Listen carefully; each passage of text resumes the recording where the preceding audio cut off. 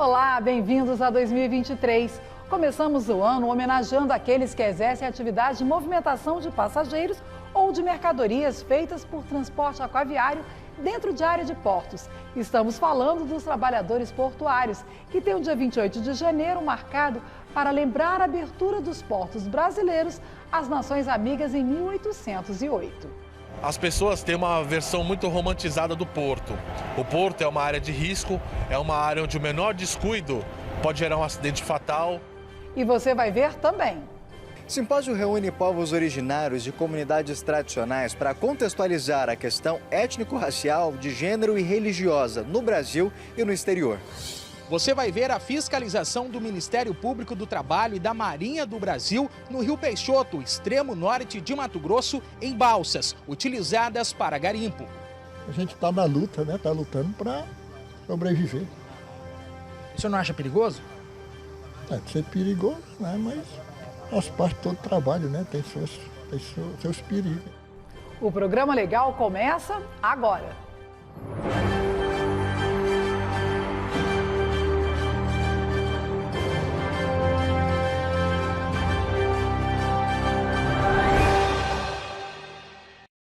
Você sabia que 90% dos produtos que chegam e saem do país vêm pelos mares? Boa parte daquelas compras internacionais que fazemos só chegam até nós graças a uma categoria especial, os portuários. Mas como está a segurança desses trabalhadores? Afinal, são várias as profissões existentes dentro de um porto para que tudo funcione bem.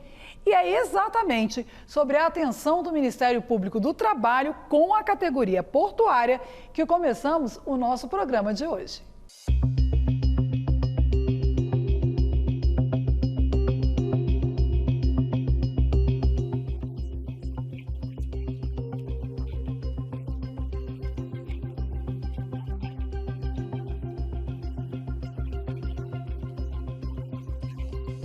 Sim, nós temos uma área de monitoramento por câmeras e temos rondas periódicas que fiscalizam e vão no local para ver como está a operação.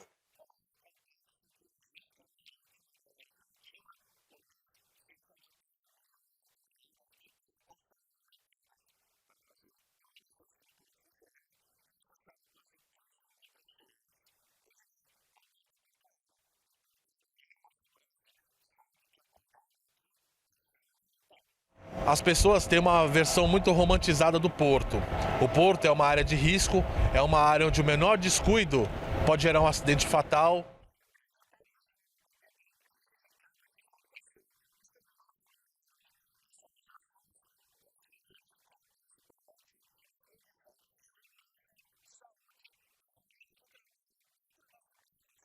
O Ministério Público do Trabalho tem o GAET, que é o GAET da CONATPA, na Coordenadoria Nacional de Trabalho Portuário e Aquaviário.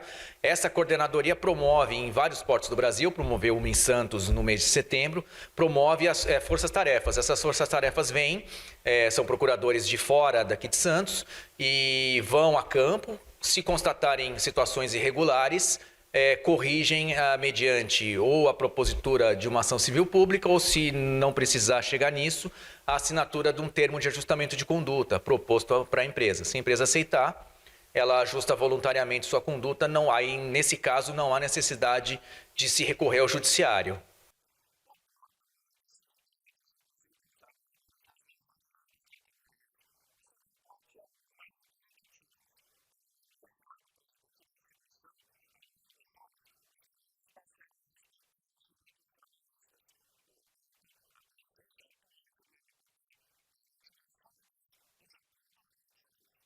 A gente sabe da importância do Ministério Público do Trabalho, sabe, né, que são pessoas sérias, que atuam de uma forma séria. E é óbvio, hoje a gente no Sintraport, no caso, faz menos pedidos de fiscalizações para isso por conta dessa relação que a gente manteve. Mas não tenho dúvida que no passado, presente e futuro, o Ministério Público vai ser essencial para que a gente consiga, né, num país com tantos desempregados como tem o nosso, manter essas coisas quando há a possibilidade de ter um acordo coletivo, o Ministério Público poder fiscalizar e manter nossos direitos.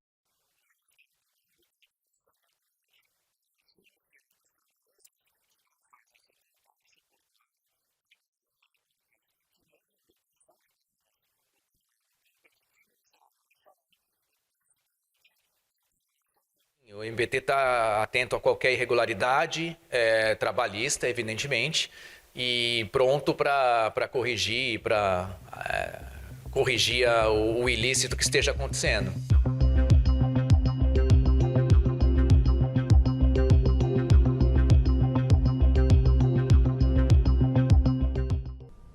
E nossa equipe de reportagem foi aos portos para ouvir as dúvidas dos trabalhadores portuários. É hora de tirá-las no nosso quadro Fala Trabalhador.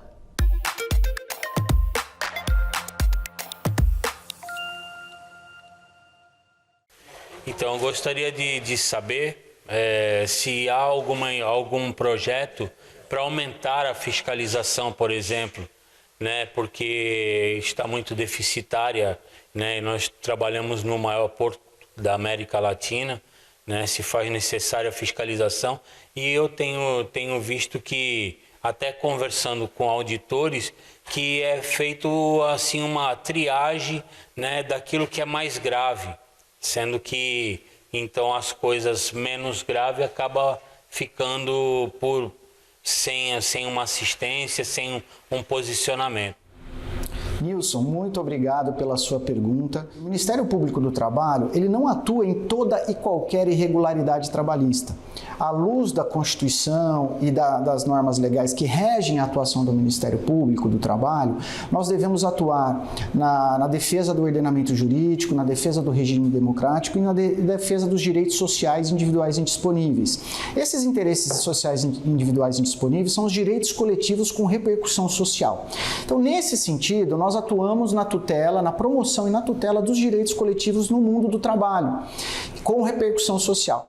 No passado, nós tínhamos muitas ajudas nas fiscalizações de segurança, de ocorrências, de portuários, todos os problemas. E nós tivemos muitos promotores que sempre nos apoiaram. Nós queríamos saber se vai continuar esse apoio que nós sempre tivemos com o Ministério Público. Wagner, a sua pergunta é extremamente relevante. O que é importante destacar é que, no âmbito da fiscalização das situações que envolvem os trabalhadores portuários, existem diferentes atores que podem atuar e colaborar para a manutenção de um ambiente de trabalho seguro e saudável.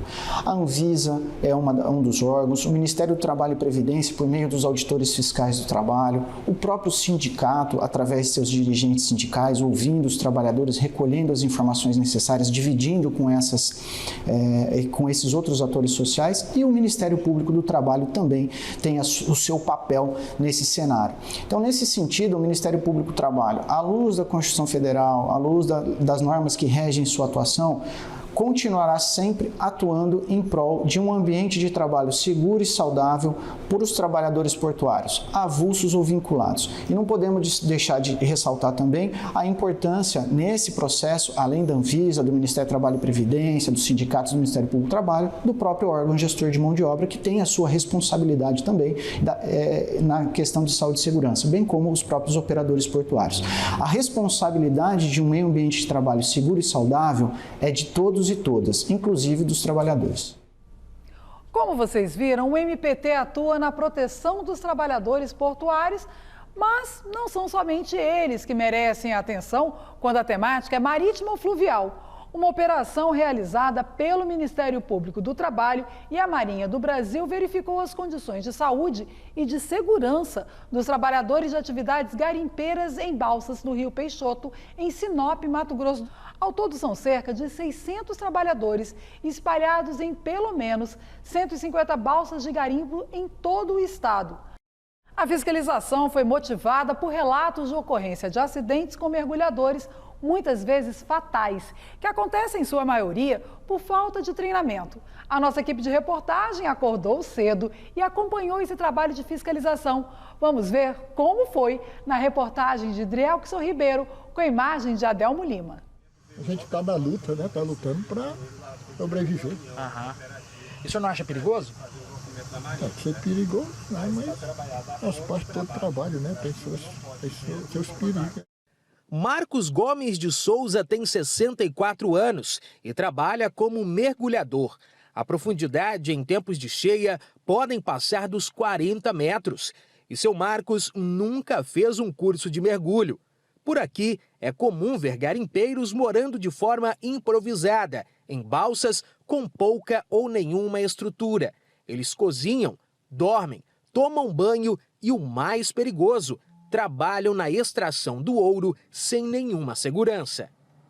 A região de Peixoto de Azevedo é conhecida pela extração de minérios, principalmente o ouro. Aqui no Rio Peixoto é comum encontrarmos balsas utilizadas por garimpeiros, mas para chegar até aqui percorremos um longo caminho.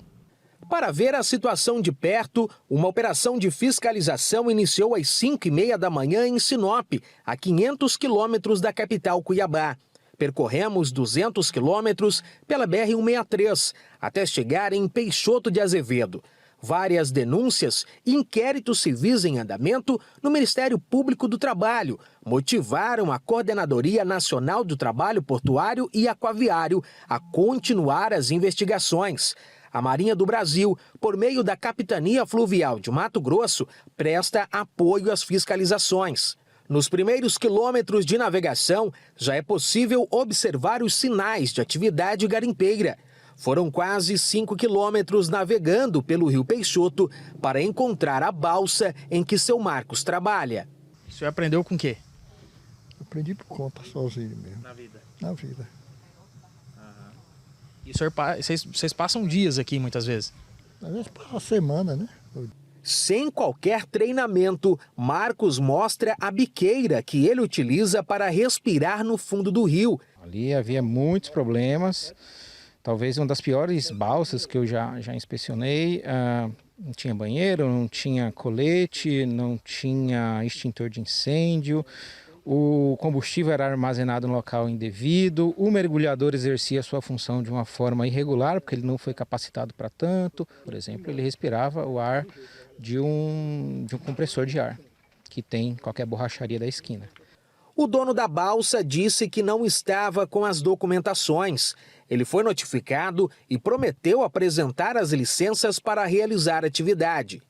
O risco é iminente. Qualquer acidente por aqui pode ser fatal. Além do dano ambiental, o trabalhador, o aquaviário embarcado, ele corre sério risco de vida devido às condições para falta de segurança. A gente observou aqui que os equipamentos são precários e os equipamentos de salvatagem. E caso tenha algum sinistro com a embarcação, as pessoas correm risco de sofrerem um naufrágio e perderem a sua vida por conta da falta de colete, falta de equipamentos necessários, boias de segurança, sinalização. Todos esses equipamentos são essenciais para que a atividade possa ser exercida com segurança. Pelo que o proprietário falou, ele tem a documentação, foi dada a entrada, está no processo de regularização. Dependendo da situação, se for constatada irregularidade, a gente vai apreender a embarcação. Em junho deste ano, as equipes de fiscalização também localizaram irregularidades no Rio Telespires, no município de Alta Floresta. Na ocasião, foi firmado um termo de ajustamento de conduta com a cooperativa, que detém a licença para explorar a região. De volta no Rio Peixoto, navegamos por mais alguns quilômetros e encontramos um homem transportando maquinário. Segundo ele, estava apenas transportando para manutenção. Logo em seguida, nos deparamos com o seu Raimundo Nonato, garimpeiro há 34 anos. Ele sente o desamparo da cooperativa. Olha, a cooperativa, infelizmente, para nós, ela não existe. Para nós, Chuponzeira, ela nos excluiu. E quando pergunto sobre a segurança na profissão... Assim, essa segurança nós temos que fazer nós individualmente. Ter cuidado, por exemplo, que já aconteceu de companheiro nosso já veio a óbito, ninguém sabe como. O Estatuto do Garimpeiro ele determina que a cooperativa que possui a permissão de lavra garimpeira, que ela se responsabilize pelas questões de saúde e segurança do trabalho e também condições mínimas de conforto e higiene a bordo das embarcações que operam na atividade de garimpo. E o que a gente verificou aqui é que isso não está acontecendo. Os trabalhadores e os donos das balsas, eles não têm orientação da cooperativa de como devem proceder. Existem questões muito irregulares em relação à atividade de mergulho. E isso vem comprovar todas as irregularidades que já foram constatadas nos inquéritos civis públicos instaurados na Procuradoria daqui do Mato Grosso. As constatações são de que não há capacitação nem orientações para estes trabalhadores.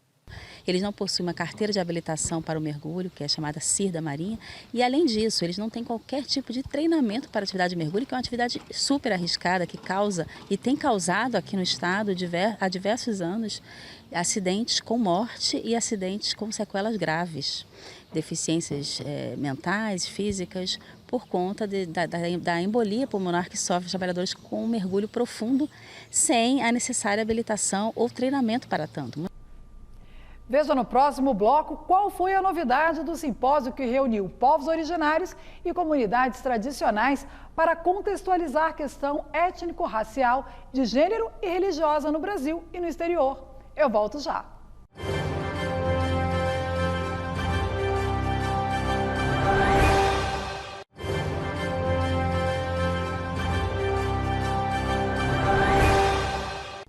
O Aurê, iniciativa do Ministério Público do Trabalho, da OIT e Unicef, realizou o 3º Simpósio Nacional e o 2º Internacional com indígenas, negros e negras, quilombolas e religiosos e religiosas de matriz africana para discutir as dívidas históricas do Estado brasileiro nos 200 anos de independência.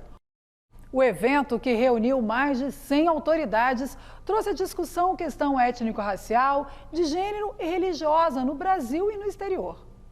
As vagas para a modalidade presencial do Simpósio Aurê, na sede da Procuradoria-Geral do Trabalho, se esgotaram rapidamente. Afinal, foram 3 dias de apresentações, palestras, oficinas, uma feira, exposições e até lançamentos de livros. A Maria Luísa Índia Potiguara adorou a troca de experiências. Porque a gente tem que conhecer pessoas de outras tribos, porque a gente fica até interagindo, né? Para a gente ter uma convivência melhor, né? Cada um com a sua diferença e raças, né? Aurê é uma palavra em Yorubá e significa bênção, boa sorte. A proposta do evento contextualizava a questão étnico-racial, de gênero e religiosa no Brasil e no exterior. Para a subprocuradora-geral do Trabalho, Edelamari Melo, um tema que precisa de mais discussões. Sim, há um movimento, né, deliberado, na realidade, de se esconder e se apagar a história e a realidade de vida dos povos originários das comunidades tradicionais, principalmente os quilombolas e os religiosos de matriz africana, que são as maiores vítimas de discurso de ódio nessa quadra do Estado brasileiro, em que o sectarismo, né, o fundamentalismo religioso e a cultura do ódio imperou. Então, a gente precisa, sim, estar com os olhos abertos e voltados para os povos originários, para as comunidades tradicionais de terreiro e quilombolas e dar a elas o que cabe a elas dentro do que é o Estado brasileiro hoje. O simpósio reuniu nos 3 dias mais de 100 autoridades, entre pesquisadores e especialistas nacionais e internacionais, líderes e representantes nacionais, indígenas, quilombolas, do movimento negro e de religiões de matriz africana e afro-indígena. Entre os temas discutidos, as dívidas históricas do Estado brasileiro com os povos originários, população negra, quilombolas e povos de comunidades tradicionais, de terreiro de matriz africana e afro-indígenas. A escritora moçambicana Paulina Chiziane foi uma das palestrantes. É tão importante e é vital para nós salvarmos a humanidade, porque humanidade é sinônimo de diversidade. Todas as raças, todas as pessoas vivendo felizes todas juntas. A novidade do simpósio de 2022 foi a introdução da capacitação para integrantes da magistratura e do Ministério Público, por conta de uma resolução do Conselho Nacional do Ministério Público que regula a atuação do MP brasileiro e da magistratura junto aos povos e comunidades tradicionais, estabelecendo princípios, diretrizes e procedimentos para a garantia dos direitos humanos e fundamentais dos povos originários e comunidades tradicionais. Agora nós temos uma resolução do Conselho Nacional que disciplina a atuação nossa junto aos povos originários e comunidades tradicionais, condicionando essa atuação à escuta livre, prévia e informada. É o que a gente está fazendo nesse simpósio, né, que também a gente integra com a academia, para que ela também pense, ela veja a realidade, ela reflita sobre ela, que ela saia daquela daquela bola de vidro, daquele castelo de cristal em que ela não vê o mundo que está acontecendo aqui fora. Uma oportunidade de compartilhar conhecimentos e mostrar também a arte.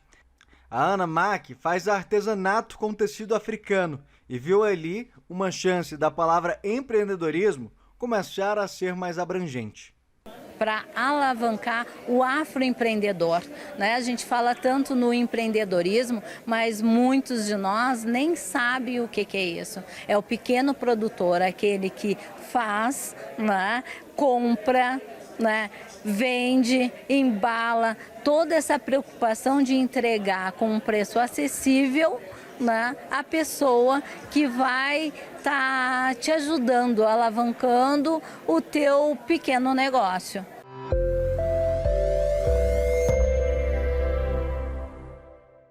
E para falar mais sobre esse encontro, eu converso agora com a idealizadora do simpósio, a subprocuradora-geral do Trabalho, Edelamari Melo. Subprocuradora, obrigada por participar com a gente do Roda. Eu que agradeço a oportunidade de trazer o simpósio para o Roda. Nós vimos na reportagem que foi um grande encontro, mas aí fica aquela dúvida, por que nos dias de hoje a gente ainda precisa idealizar um encontro desse com comunidades tradicionais, povos indígenas? O que falta, doutora? Falta tudo. Falta respeito a eles, falta visibilidade para eles, falta atenção e cumprimento da legislação internacional, né, e nacional que os protege. Então, eles vivem numa situação de violação de direitos contínua. Não tem sentido, né, que nós tenhamos leis no país que determinam, que protegem a questão dos indígenas em relação à educação dentro das comunidades e que essas escolas não existam e quando existe não tem professor qualificado ou e não aproveita alguém que é da própria comunidade. Não tem sentido eles não terem alimento. E a gente está tendo que fazer o tempo inteiro a ação humanitária para levar comida para os povos originários e comunidades tradicionais. Pontos como esses foram colocados nessa resolução do Conselho que a senhora fala na reportagem? O viés da resolução é atuação para fomento de políticas públicas, para implementação, monitoramento, controle. Então, e a gente já trabalha com isso em ações promocionais, fomentando a educação, fomentando saúde. Então, ela me trouxe esse alento. E trouxe, quando ela determina que a atuação tem que ser presencial nos territórios, ela também é um alento. Porque não se pode duvidar, né, se você vai fazer uma visita técnica dentro de um território. E aí, o que você vai fazer lá? Eu estou trabalhando na prevenção e exploração das piores formas de trabalho. Porque os indígenas são vítimas de trabalho, do trabalho escravo contemporâneo. Eles são vítimas, né, contínuas em relação a isso. Criança, adolescente. Então, quando a resolução chega e traz a questão do diálogo intercultural, quando ele vem e trata a questão da territorialidade, dizendo que independentemente da demarcação, do território, da legitimação da ocupação, que a gente tem que atuar. Então, legitima a atuação no caso das retomadas. E esse avanço, né, legitima a atuação em relação à área dos garimpos ilegais.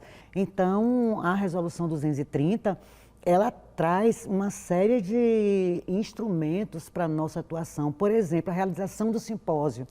Ela prevê que anualmente a gente faça a escuta social dos povos originários das comunidades tradicionais. Ela traz a questão da proteção mesmo, né, dos direitos humanos fundamentais e da impositividade de nossa atuação. Então, quando ela vem, tem quem diga que a resolução não é para ser cumprida, a resolução é para ser cumprida. E quando você empodera, né, aqueles que são beneficiários daquela ação, porque a resolução 230 e a 454 do CNJ, que trata da mesma matéria, ao mesmo tempo que ela impõe um dever para mim, enquanto Ministério Público, ela dá o direito aos povos originários e comunidades tradicionais de reivindicarem a minha atuação. Então, é maravilhosa. E o foco, né, do GT de Povos Originários e Comunidades Tradicionais do Ministério Público do Trabalho esse ano vai ser levar 230 a 454. Efetivá-las, levar tanto para o conhecimento do público-alvo, dos beneficiários dessa ação do Ministério Público e do Judiciário e empoderá-los. E, ao mesmo tempo, está fazendo articulações, né, com o sistema de justiça dentro das regiões, principalmente aquelas que estão com um índice maior de conflituosidade, para que a gente possa atuar. Isso, procuradora, estamos em janeiro, começando um novo governo, criação de novos ministérios, inclusive. O que esperar vindo desse simpósio para essas questões? O simpósio, como a gente realizou as escutas sociais com os povos, nós tivemos as oficinas e tivemos as escutas sociais. Isso vai resultar em um documento. Nós vamos também encaminhar esse documento para todos os ministérios, vamos pedir pauta com todos os ministérios em relação à questão dos povos originários e comunidades tradicionais, a partir do que saiu do simpósio, vamos levar para o Poder Legislativo e vamos encaminhar também para o Judiciário, principalmente o CNMP e o CNJ, porque esse material que saiu dessas escutas, ela é que vai ser o subsídio do nosso planejamento. Então, a partir do que foi colhido nas escutas sociais, nas oficinas, no conclave acadêmico, isso, e na capacitação, é isso que vai subsidiar o nosso planejamento para fazer a atuação. E sempre respeitando, né, que para a gente desenvolver aquela ação, embora eu tenha feito a escuta, quando eu for para o território, eu tenho que fazer de novo, né, para garantir a aplicação da Resolução 230, que já fala, mas da Convenção 69 da OIT, que é a escuta livre, prévia e informada. Então, eles disseram, nós temos X problema. Eu tenho que ir para lá para conversar com eles qual é o encaminhamento que a gente vai dar àquela situação, para a gente vencer essa questão. Então, nós vamos construir um planejamento estratégico a partir disso e pretendemos ter uma forte incidência no governo. E com votos de um excelente trabalho, que os resultados do simpósio agora, nesse ano de 2023, sejam grandes e proveitosos. A gente encerra esse nosso roda e agradeço mais uma vez por esse bate-papo. Quem agradece sou eu, né, para o meu povo.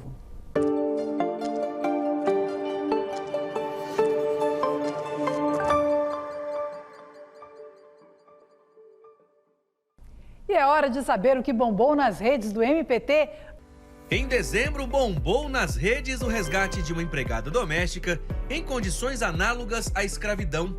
A idosa de 82 anos trabalhava há 27 anos em uma casa de família em Ribeirão Preto, sem salário e sem folgas. A atuação do MPT garantiu o bloqueio judicial de bens do casal acusado de mantê-la na situação de exploração. O bloqueio no valor de R$ 815.300 virou manchete de vários veículos da imprensa nacional, como os portais de notícias G1, R7 e UOL. A postagem alcançou quase 24 mil contas, recebeu 898 curtidas, 32 comentários, foi compartilhada 101 vezes e salva 30. A operação de resgate ocorreu em 24 de outubro e foi realizada pelo Ministério do Trabalho e Previdência, Gerência Regional do Trabalho de Ribeirão Preto, e pelo Ministério Público do Trabalho, além da Polícia Militar. E assim a gente encerra o programa de hoje. Para ficar por dentro do que o MPT faz pelo país e pelos trabalhadores aí da sua região, acesse o portal e as redes sociais. Muito obrigada pela companhia e até o nosso próximo encontro. Tchau!